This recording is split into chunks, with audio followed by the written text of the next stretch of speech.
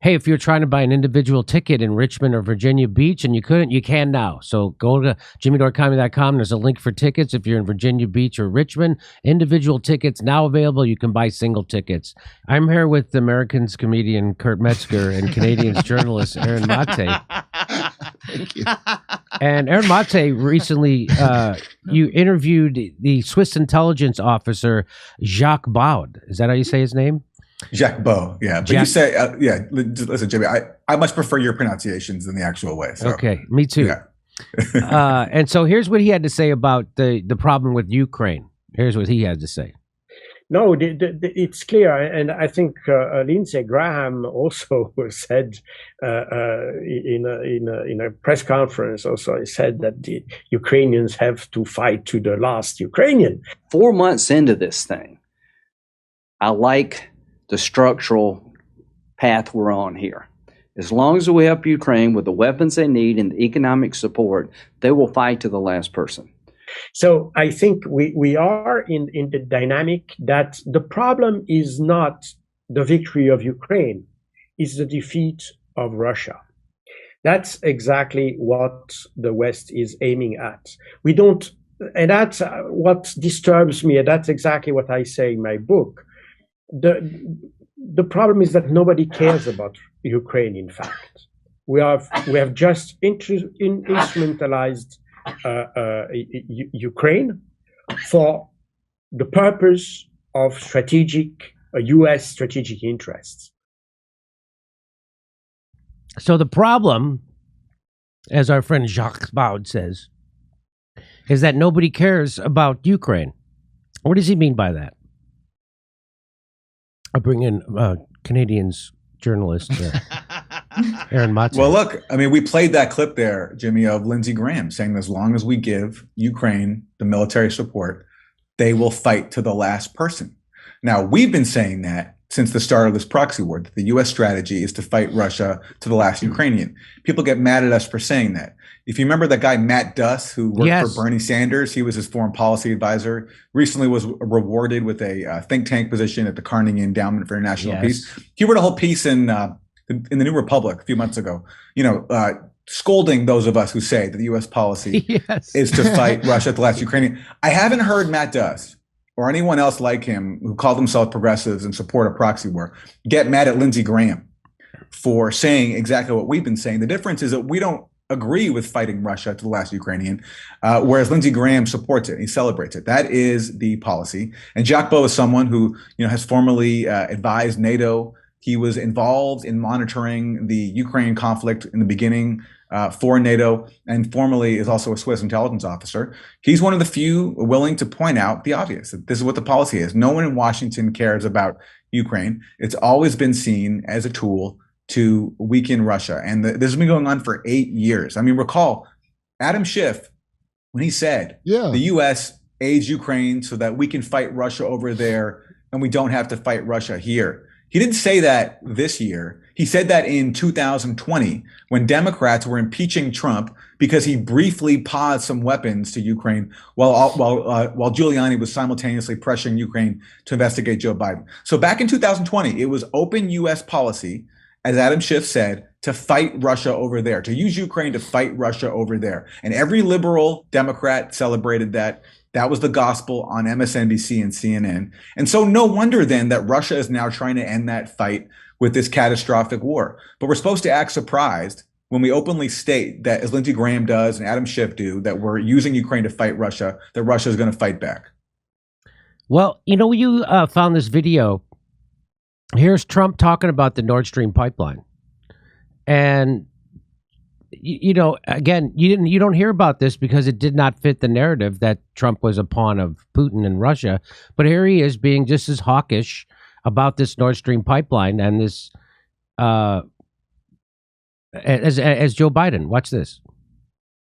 I think it's very sad when Germany makes a massive oil and gas deal with Russia, where you're supposed to be guarding against Russia, and Germany goes out and pays billions and billions of dollars a year to Russia.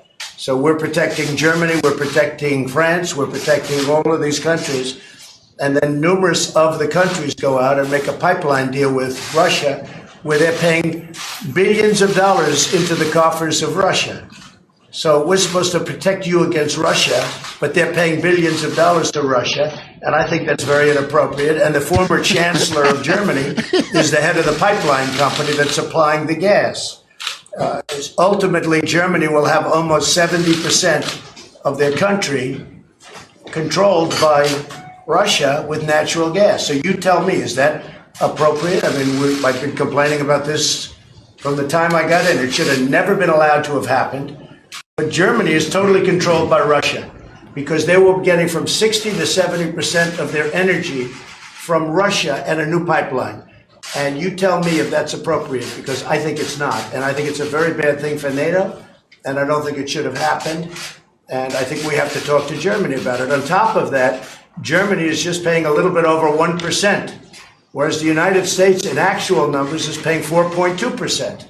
Of a much larger GDP. Now, is he talking about the amount of money they're paying on their military? That's what he means about 1%, 4%? That's exactly right. He wants Germany to spend more money on their military. That's Jesus Christ. Yeah. So, now, Jimmy, I wonder if it was Donald Trump who put on a deep sea diving suit and bombed that pipeline. Right? Yeah, it could have been him. I mean, he's pretty against it there. It's just that's.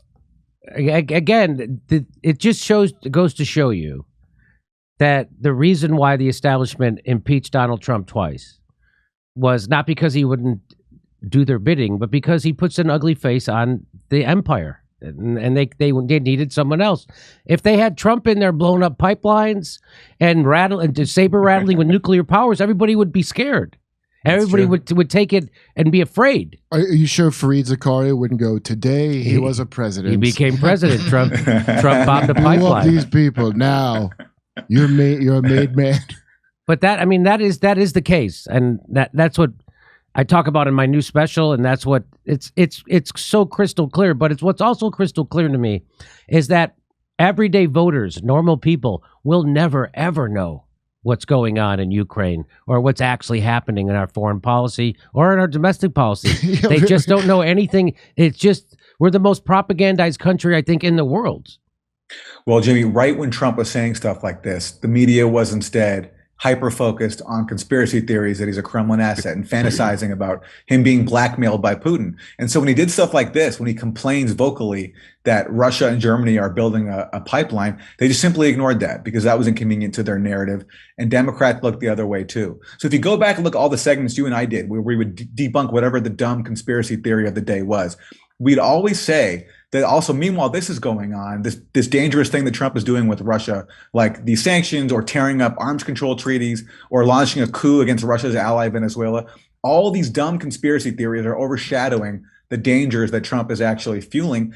And liberals and Democrats didn't want to see that because they were more wedded to their fantasy that Trump was really a Russian agent. And it's helped bring us to this moment we're in right now. What? Can I ask a question? Sure. Why are we against Russia? I don't even remember how that started. That all are started. They communist again? No, no, they're not. They're crony capitalists, just like we are in the United States. What was the because before I know Trump when he got elected, that's when they get laid on. That's what that was. But before that, were we also fighting Russia? No, it started right around Ukraine 2014, and so that But before that, there was the reset, right? We were all intertwined with Russia, and George Bush and his father were out fishing with Putin, and we're all buddies. And what happened George from Bush, him looking in his eyes? George on Bush a fishing looked into boat? his soul. Yeah, I really saw into his soul. Oh, did the button reason switch why? us? Go ahead. Well, no, but the reason why they were talking nice about Putin is they wanted him to be another Boris Yeltsin. And Yeltsin was a drunk who basically was pushed around into being bullied by the U.S. And that's why he destroyed his economy with U.S. designed shock therapy, created a massive class of oligarchs, decimated the Russian working class. I mean, life expectancy dropped. And the U.S. wanted Putin to be another Yeltsin, basically. And that's why Bush was playing nice with him. As soon as Putin started standing up to U.S. hegemony, gave a really famous speech in 2007 at the Munich Security Conference where he said that the age of U.S. hegemony has to come to an end. And all of a sudden, pretty much he became an enemy of the U.S. because he wouldn't play ball anymore. There you go. Oh, I thought maybe they left the button like it was stuck and they have to just jiggle it a little bit. We're doing stand-up comedy in Virginia Beach, Richmond, Virginia, Arlington, Virginia, San Jose, California, Miami, Florida, West Palm Beach, Denver, Palm Springs, Austin, Texas. Go to jimmydorecomedy.com for a link for all the tickets. And while you're there, join our premium program. You get to see my new stand-up special coming up.